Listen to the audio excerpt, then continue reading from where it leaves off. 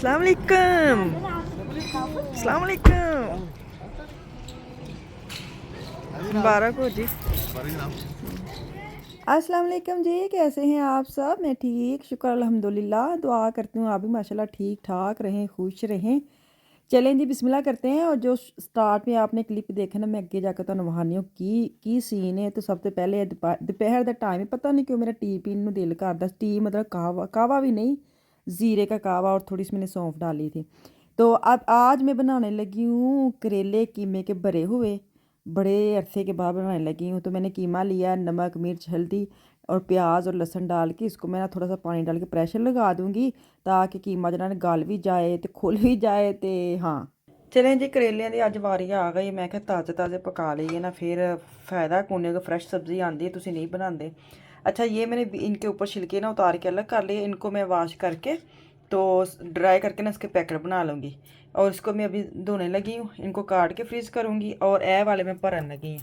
ये देखिए, इसको ना मैं ऐसे कर लिए बिचों, मतलब इन्हों खाली करके रख लिया। इतने छोटे छोटे हैं, वैसे ही भरन वाले सन करेले। बाकी कीमा जो वो मेरा भूनती हूँ। तो चले, है भी काम करना मेरे ना। वेखो अंगूठा ना दुखन लग पे बिचों, ये कढ़ के ना है दुखन लग पे। चम्मच मैनू ऐसे कि मैं सोफे ते बह के करन दी सी, मैं की हूँ मैं चम्मच लैन जाना, चल भैन जी कर लैनी, पर नहूं दुखन लग पे। चलें जी, प्रेशर खोल लिया मैंने, ऑयल डाला है और इसकी करांगे सी बनाई शनाई। बाकी हरी मिर्चें और धनिया शनिया अभी मैं नहीं डालूंगी, मैं फ्रेश बाद में डालूंगी। जैसे तुम शामी कबाब बनाते तो फ्रेश पाते हो एन जी। ये देखिए, कीमा था बड़ा ही मज़ेदार। वैसे ही अगर आप चम्मच के साथ खा लें तो वैसे ही बड़ा मज़ेदार बना था। तो खैर, अब इसके अंदर फ्रेश मैंने बरीक बरीक एक ही मिर्च ली है, मैंने कहा बहुता तेज़ ना हो जाए। और धनिया लिया मैंने 1.5 सारा, और इसके अंदर डाल के इसको मिक्स कर लूँगी। तो उन्नी देर मैं जो करेले छेले छुल के रखे उन्होंने मैं नमक शमक ला के लून ला के, कहते लून लावा वैसे वाले, मैंने उसको नमक लगा के तो करेलों को रख दिया। जो कट के रखने हैं वो भी, और जो भरने हैं वो भी, दोनों को मैंने लगा लगू के रखा ही हूँ, ताकि जिन्नी देर कीमा मेरा ठंडा होएगा ना, उन्नी देर करेले भी साफ़ सुथरे हो जाएंगे। ये देखिए जी, करेले भी अपनी जगह पर आ गए ने। तो चलो जी, भरता भराई इन्हों शुरू करने, मतलब कि भराई इन्हों की। तो जितनी इसकी जगह है, जितनी इसको स्पेस मिलनी है, क्योंकि धागा भी जो तुम बनना होवे ना, उदों भी कीमा बाहर ना निकले। तो इनू मैं इंज ओना क पावांगी ताकि फिल भी रहे तो बाहर भी ना निकले। तो इनू तुसी जल्दी जल्दी इनू फिल कर लो। बाकी जो कीमा बचेगा वह मैं बाद चों करनी आ, कि मैं बाद चों की इलाज करनी है। करेले भर लैन एक बार बस, मैनू बाकी वेल मैं इलाज की करनी है। करेले मैंने फिल कर लिए हैं। तो अभी इसकी मैचिंग की मैं लेके आई हूँ नलकी, ताकि करेले है ना कहन सी रंग होर साडा ते तुसी सानू होर रंग दे भरन दे हो। तो मैं हरा हरा ही नलकी लियाई है, ताकि विच ही ना पता ही नहीं लगे कि ये सिले ने। तो खैर, ऐसे आपने लगा के तो गांठ गांठ क्या लगानी, वैसे आपको इसको बांध देना है, कोई नहीं। अगर तो आपको लगता है ना कि आपके कीमे वाले करेले खुल रहे हैं, तुसी फिर ना थोड़ा बेसन लैके नमक मिर्च ला लिओ उन्होंने। फिर तुसी जेह्ड़े साइडां ने ना एहदियां, यदि तुसी डिप करके फ्राई करोगे, फिर तुहाडा कीमा बाहर निकलेगा। मैंने कोई नहीं लगाया, क्योंकि मैंने इसको प्यार से थुनना है, क्योंकि प्यारे प्यारे करेले ने, तो प्यार नाल तुसी इहनूं बनाओगे ना। गर्मी की ये सब्ज़ी है, बड़ी मेहनत मांगता है, दिल भी बड़ा ही करदा खाण नूं। लेकिन तुसी बनांदे हो कि हुण गर्मी विच कौन बनावे। लेकिन हमारी इतनी गर्मी थी नहीं, किचन में भी है खड़ा होने का होता है ना, कि हुण ये साह आंदा सानूं किचन में खड़े हो जाइए। लेकिन जो पाकिस्तान में, वहाँ बड़ी गर्मी आ गई है, लेकिन वहाँ भी बनाने बड़े मुश्किल है। अगर कोई डिमांड कर दे ना, अज कीमे भरे करेले बनाए हम आ रहे हैं, तो फिर वो मेहमान का गुस्सा भी बड़ा चढ़ता है कि जी एड्डी औखी सब्ज़ी कोई डिमांड करके बनाते ना, बड़ा बड़ा गुस्सा चढ़ता है। तो खैर, अभी मैंने उसको रख दी है साइड पे। तो मुझे फ़ोन आया मेरे मियाँ के, आज उन्होंने लिया गाड़ी, कितने की लिया, कब लिया, कैसे लिया, ये सारा जो ना आज उनकी वीडियो आनी। तुसीं अंदाज़ा लाओ मेरे मियाँ दी ना कि 2 महीने बाद उन्होंने वीडियो आनी है। तो तुसी बाकी डिटेल उन्होंने वीडियो च वेखियो। उस्मान जट जर्मनी उनके चैनल का नाम है, लिंक भी लगा दूँगी। तुसी मैनूं हुण ना कहे हो ना कि बाजी तुसी कि 2 महीने बाद उन्होंने मशहूरी करन आ जांदे हो। अस्सलाम वालेकुम। अस्सलाम वालेकुम। मुबारक हो जी। अच्छी माशाल्लाह या अब्बा जी का नाम लिखाया है। चलो जी, थोड़ी बहुत अंदर भी तुहानूं झाती मरवा देने की सिस्टम है।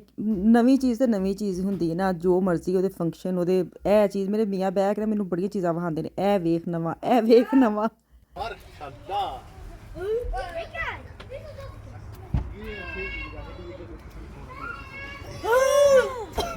की आप मुझे हमको ये मुझसे प्लीज पापा। की है ਇਹ ਵਾਲਾ ਹੋਵੇ सोने के लिए ਉੱਥੇ ਲਾ ਕੇ ਇਹਨੂੰ ਕੱਢ ਕੇ ਨਾ ਇਹ ਵਾਲੀ ਆ ਹਾਂ ਇਹ ਵਾਲੀ ਕੱਢ ਕੇ ਹਾਂ ਹਾਂ ਤੇ ਫਿਰ ਇਹ ਅੰਦਰ ਚਲੇ ਜਾਂਦਾ ਹੈ ਹਾਂ ਤੇ ਫਿਰ ਬੱਚਿਆਂ ਨੇ ਅਗਰ ਸੋਣਾ ਹੋਇਆ ਨਾ ਤੇ ਡਿੱਗਦੇ ਨਹੀਂ ਸੱਜੇ ਅੱਛਾ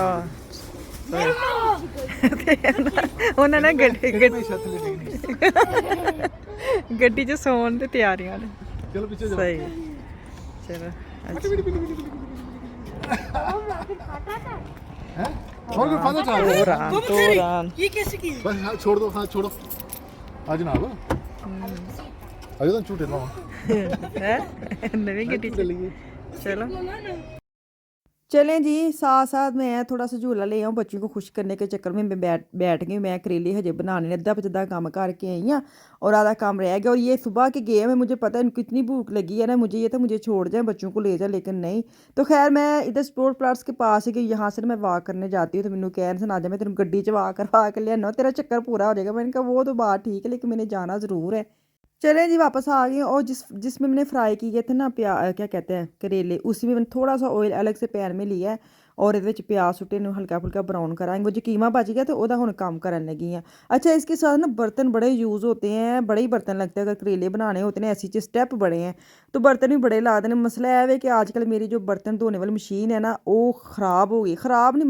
बर्तन साफ़ नहीं कर रही पता नहीं क्यों बड़ी चीज़ें डाल रही हूँ और उसका एक नीचे से पक्का होता है ना वो भी टूटा नहीं लूज़ है या क्या जैसे मशीन चलाती हूँ वो नीचे गिरा होता है तो मैंने वो भी लेनी है। हुन नवा खर्चा शुरू हो गया खैर इसके अंदर मैंने नमक मिर्च हल्दी डाली है ताकि इस मसाले भी थोड़ी सी ना मतलब मसाला लगे और थोड़ी सी टमाटो पेस्ट डाली है। अगर आपके पास फ्रेश टमाटर है ना फिर तो क्या ही बात है मेरे को नहीं से मैंने फिर ये डाल लिया ताकि कलर भी आ जाए और थोड़ा खटास भी आ जाए ना। तो ये जो कीमा बच गया ना तुसी इहदे विच सुट्टो कीमा ते इन्नू भुन्नो शुन्नो ते बाकी जो करेले अलग से पड़े हैं ना उन्हां तुसी लैन सिर ला के ते हिला हलू के थोड़ा लीमू सुੱਟ दो ताकि वो भी खट्टे हो जान ते ਉਹਦੇ ਉੱਤੇ ढक्कना दे देवो ढक्कन दे के उसको डांप दें ताकि उसकी जो बाहर ना निकल सकें बस लैन सिर लाए तो लैन सिर ही लगे रहन उन्होंने जरूरत ना भाई बाहर निकलन दी उन्होंने जरूरत उदों ही जो साढ़े को चपाती असी रोटी शोटी बनू लईए फिर बाहर निकलन। तो खैर इनको मैंने पकड़ के अच्छी तरह झूला झूला दे दिया ताकि उन्होंने मैं समा सका। तो कहते हैं बाजी तुम हांडी बना दे कि तुम काका समान दे इनको मैंने झूला झूला दिया और ढक्कन लगा के डांप दिया और अब इसके अंदर डालूंगी मैं धनिया शनिया और मेरे मियाँ की आमद हो गई घर में और माशाल्लाह बच्चे भी सबको भूख लगी है। ये वाहद करेले जो हम बड़े ही शौक से खाते हैं लेकिन यही होंगे कोई सानू बना के दे ही दवे गुस्सा बड़ा आता है जो कोई कहता है। तो हम भी ऐसे वो वाले मेहमान हैं जो किसी को फरमाइश करते हैं कि हम आ रहे तो ये बना दे। खैर मैंने तनूर पे रोटियां बनानी थी तो लेकिन इतनी जल्दी थी कि तनूर मुझे निकालने में स्टोर में ना थोड़ा टाइम लगना था। जैसे इनको भूख लगी थी मैंने कहा चलो तवे पे बना लेती हूँ। इसके साथ तो आपको पता है लस्सी हो साथ तनूर की रोटी हो तो फिर होर सोने पे सुहागा हो जाता है। खैर माशाल्लाह अभी रोटियां 3-4 बनाऊँगी फिर शाम को देखूँगी। बच्चे ये खाते नहीं है करेले ये मैं और मेरा बेटा भी कीमा ही निकाल के खाता है करेले का वो जो बेचारे का छिलका होता है वो पड़ा ही रहता है लेकिन उसको पसंद ऐसे ही है उसकी खुशबू जो आ जाती है ना करेले की बस वो ही सूंघता बाकी खाता नहीं कीमा शिमा ही खा लेता है। तो खैर मैंने अभी तीन रोटियां बनाई हैं मैंने कहा जब वो कहेंगे ना फिर मैं उनको बना दूँगी। ये देखें जी मूँह 'ਚ पानी आंदा है कि नहीं आंदा चंगा भला आंदा वेख के चलो जी तुसी ना इत्थे मैनू दे दो इजाज़त इंशाल्लाह ताला कल वापस आऊँगी। मुझे मेरी फैमिली को दुआ में याद रखें अपना और अपनी फैमिली का भी खास ख्याल रखें। कल तक के लिए अल्लाह।